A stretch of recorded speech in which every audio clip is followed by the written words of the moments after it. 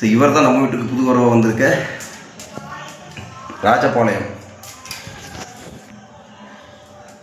செங்கி hi hi சொல்லு.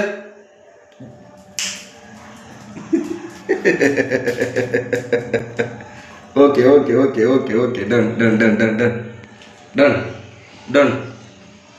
So இவர் கூட விளையாடுறது ஒரு ஹாப்பியாக இருக்குது.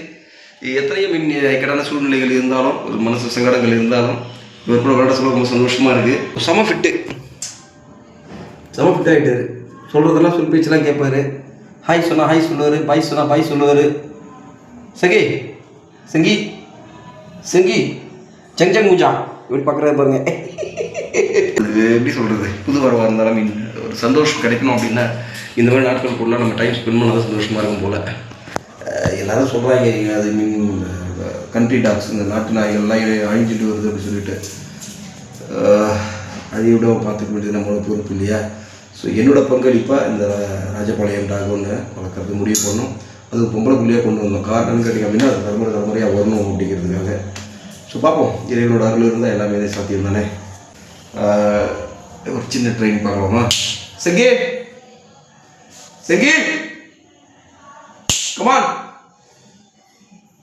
கூப்பிட்டேன் பரவாயில்ல.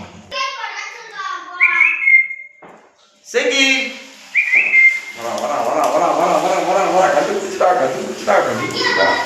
செங்கி கமான் அப் சிடோ சிடோ வா வா வா வாடா.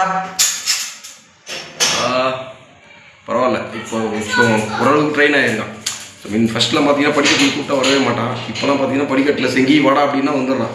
ஸோ இதுவே ஒரு பெரிய விஷயம் தானே. நமக்கெல்லாம் பெரிய பயிற்சியெலாம் கொடுக்க தெரியாதுங்க, சாதாரணமாக தான். அவன் நம்ம நாட்டு நாய் அப்படிங்கிறதுனால அவர் வந்து புரிஞ்சிக்கிறார் சில விஷயங்கள்.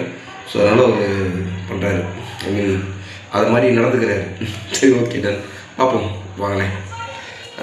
இல்லை போதும், இன்னும் ஒரு நல்ல பதிவில் சந்திப்போம். அது வரை பாய் பாய்.